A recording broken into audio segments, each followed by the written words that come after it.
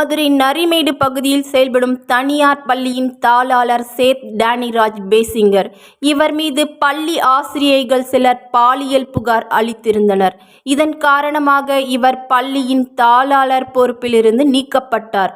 வழக்கு விசாரணையில் இருந்து வந்த நிலையில் சேத் டேனிராஜ் பேசிங்கர் முன்ஜாமீன் கேட்டு சென்னை உயர்நீதிமன்ற மதுரை கிளையில் மனு தாக்கல் செய்திருந்தார்.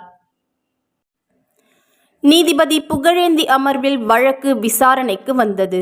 சம்பந்தப்பட்ட பள்ளி சேத் டேனிராஜ் பேசிங்கரின் பாட்டி பேசிங்கர் அம்மையாரால் துவங்கப்பட்ட பள்ளி இது. இப்பள்ளியை நிர்வகிப்பதில் சேத் டேனிராஜ் பேசிங்கரின் உறவினர் மற்றும் சகோதரர்களிடையே பிரச்சனை உள்ளது. பேசிங்கர் அம்மையார் எழுதிய உயில் அடிப்படையில் மனுதாரர் பள்ளியை நிர்வகித்து வந்த நிலையில் பள்ளி நிர்வாகத்தை கைப்பற்றும் நோக்கத்தில் சேத் டேனிராஜ் பேசிங்கர் உறவினர்கள் மற்றும் சகோதரர்களின் தூண்டுதலின் பேரில் பொய்யான பாலியல் வழக்கு பதிவு செய்யப்பட்டுள்ளது எனவும், இது குறித்து மாவட்ட நிர்வாகம் விசாரணை செய்து வழங்கிய அறிக்கை நீதிமன்றத்தில் தாக்கல் செய்யப்பட்டுள்ளது. வழக்கில் உண்மைத்தன்மை இல்லை.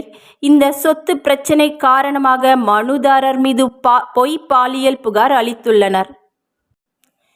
எனவே மனுதாரருக்கு முன்ஜாமீன் வழங்கி உத்தரவிட வேண்டும் என சேத் டேனிராஜ் பேசிங்கரின் வழக்கறிஞர் வாதிட்டார்.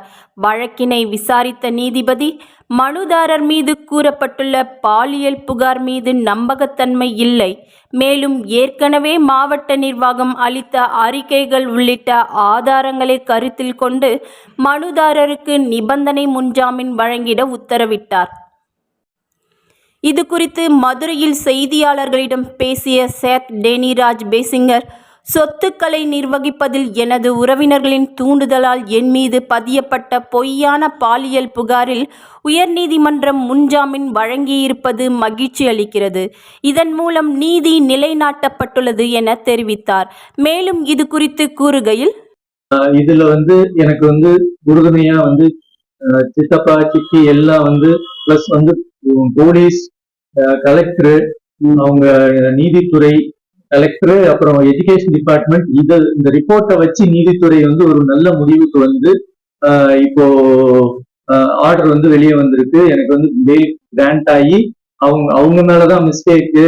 அவங்க அந்த மெட்டில்டான்ற டீச்சர் அவங்களோட தூண்டுதல் பேர்ல இன்னும் 2 பேர் டீச்சர்ஸ் எஃப்ஐஆர் போட்டதா கொடுத்துருக்காங்க.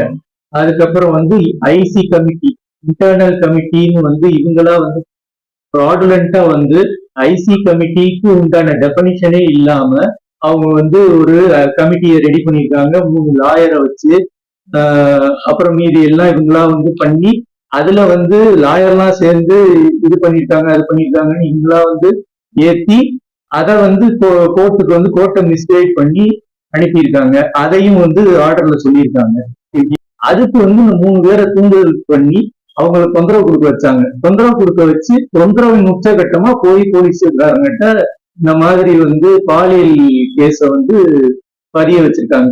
போஸ்ட் சட்டத்தை தவறா உபயோகிச்சிருக்காங்க. ஆர்டரை ஏற்கனவே ஜட்ஜி ஏற்கனவே முந்தின ஆர்டர்ல செக்ஷன் 14 பத்தியும் இதுல இதனால பனிஷ்மெண்ட் ஆகும் அவங்களுக்குன்றதையும் கொடுத்திருக்காரு. டீச்சர்ஸ் ஒர்க் பண்ற ஒரு டீச்சர், அவங்க கூட இன்னும் 2 டீச்சர்ஸ் தூண்டுதல் பேரு எஃப்ஐஆர் போட்டிருக்காங்க. இடையில எங்களுக்கு பாதுகாப்பு வேணும், எனக்கு என் குடும்பத்துக்கு பாதுகாப்பு வேணும். இவங்கனால இன்னும் என்னென்ன பிரச்சனைகள் அவங்க ஏற்பாடு பண்ணுவாங்கன்ற அச்சத்திலையும் பயத்திலையும் நாங்க இருக்கோம்.